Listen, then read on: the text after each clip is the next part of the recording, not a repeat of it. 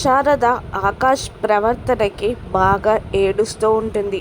ఏంటత్తయ్య ఏడుస్తున్నారా అని భూమి అడుగుతుండగా, ఏంటమ్మా ఇదేంటి తల్లి, నా గగన్ కన్న తల్లి గుచ్చి చెల్లి గుచ్చి పెళ్ళాం గుచ్చి ఎంతలా ఆలోచిస్తాడు, వీడేంటమ్మా ఇంత స్వార్థంగా ఉన్నాడు అని శారద ఏడుస్తూ అంటూ ఉండగా, భూమి కూడా అంతగానే ఏడుస్తూ అసలు అతను మన గగన్ బావ కాదత్తయ్య అనగానే షాక్ అవుతుంది శారద.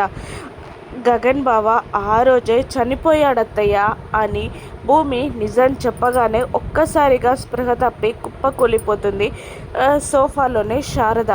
దాంతో కంగారుగా శారదని హాస్పిటల్లో జాయిన్ చేస్తుంది భూమి. డాక్టర్స్ ట్రీట్మెంట్ చేస్తూ ఉంటారు.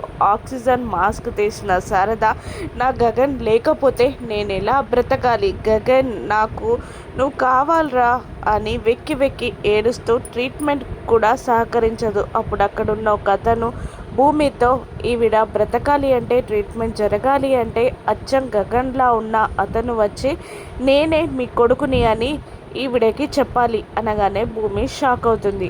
మరోవైపు గగన్ ఆలోచిస్తూ ఉంటాడు. భూమి ఆ ఆకాష్ దగ్గరికి వెళ్తుందా, గగన్ లాగా యాక్టింగ్ చెయ్యమని ఆకాష్ని ఒప్పిస్తుందా, గగన్ అదే ఆకాష్ ఒప్పుకొని శారద దగ్గరికి వచ్చి నేనే నీ కొడుకుని అని చెప్తాడా, శారద బ్రతుకుతుందా?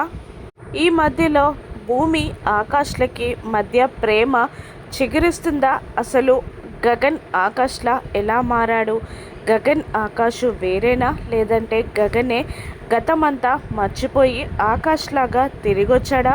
గగన్ ఆస్తిని కబ్జా చేయాలి అనుకుంటున్న తారాని భూమి ఎలా ఆపుతుందో, పూరిని ఎలా కాపాడుతుందో రాను ఎపిసోడ్స్లో చూద్దాం. Thank you for watching.